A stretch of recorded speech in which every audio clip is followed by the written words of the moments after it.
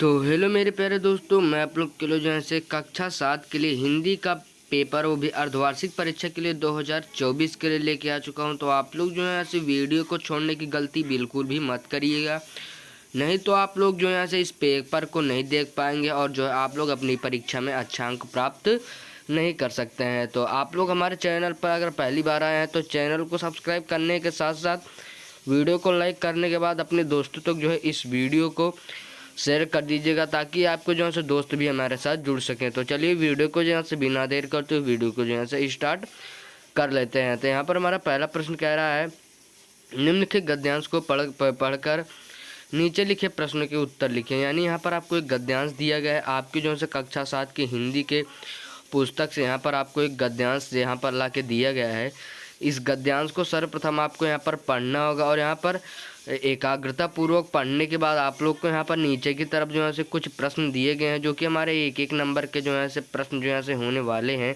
यहाँ पर हमारा पहला प्रश्न कह रहा है, यहाँ पर आप लोग इन सभी चीज़ों को पढ़ लीजिएगा। उसके बाद पहला प्रश्न कह रहा है, का हिंद की क्या विशेषताएं हैं। दूसरा है, हॉकी का जादूगर किसे कहा जाता है। उसके बाद यहाँ से आप लोग इन सभी प्रश्नों को तैयार कर लीजिएगा। उसके बाद यहाँ से अब हम लोग जो है से दूसरे वाले प्रश्न पर आएंगे। तो यहाँ पर हमारा कह रहा है, निम्नलिखित पद्यांश का संदर्भ सहित अर्थ लिखिए। यानी यहाँ पर आपको पद्यांश दिए गए, पद्यांश के यहाँ पर सबसे पहले आपको संदर्भ लिखना है। संदर्भ को लिखने के बाद आप लोग को जो है इसका हिंदी में जो है व्याख्या कर देना होगा। इसको आप लोग जो है जैसे ही करेंगे तो यहाँ पर आप लोग जो है प्रश्न संख्या 3 यहाँ पर हमारा लिखा हुआ है, आप लोग जब यहाँ पर इसमें जाएंगे तो यहाँ पर हमारा प्रश्न संख्या 3 है। यानी यहाँ पर हमारा प्रश्न संख्या 3 कह रहा है, निम्नलिखित प्रश्नों के उत्तर दीजिए। यानी यहाँ पर आपको कुछ यहाँ पर प्रश्न जो यहाँ पर दिए गए होंगे, उन प्रश्नों को जो यहाँ से आप लोग को उन प्रश्नों को तैयार कर लेना होगा और यहाँ पर उन सभी प्रश्नों के उत्तर यहाँ से आप लोग को लिख लेना होगा। लेकिन तीसरे प्रश्न में चलने से पहले आप लोग यहाँ पर जो है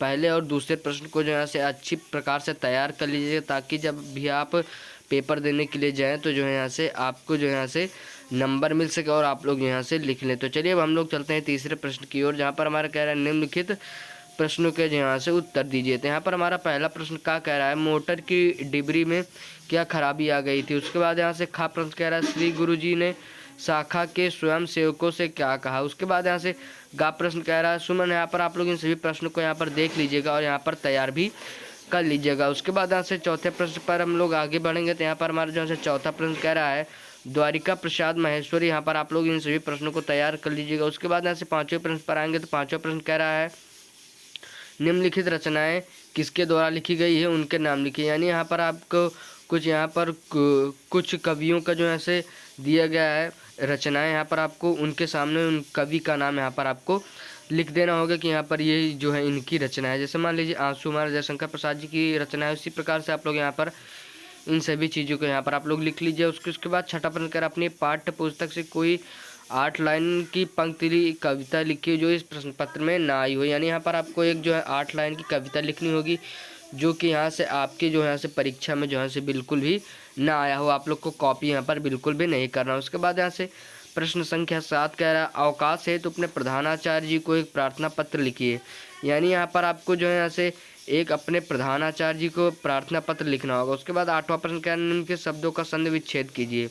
यानी यहाँ पर आपको इसका संधि विच्छेद इन्हें बीच से तोड़ना होगा। जैसे कुसुम धन आयुध, यहाँ पर देख लीजिए इसका यहाँ पर पहले वाले का होगा। उसके यहाँ से आप लोग को इन सभी को कर लेना होगा। उसके बाद यहाँ से हमारा जो यहाँ पर 9वां प्रश्न कह रहा है, निम्न के शब्दों का समास विग्रह कर समास भी लिखिए। यानी यहाँ पर प्रश्न संख्या 9 में यहाँ पर आपको कुछ शब्द दिए गए हैं, इन शब्द को पढ़ने के बाद आप लोग को यहाँ पर इनका समास विग्रह करना है और समास का नाम भी यहाँ से लिखना होगा। उसके बाद यहाँ से प्रश्न संख्या 10 कह रहा है, एक शब्द में उत्तर दीजिए। यानी एक शब्द, जैसे आप लोग संस्कृत में पढ़ा होगा एक पदेन उत्तर, यहाँ पर इसमें भी एक शब्द में यहाँ पर आपको उत्तर देना। आप लोग यहाँ पर इन सभी चीज़ों को यहाँ से तैयार कर लीजिएगा।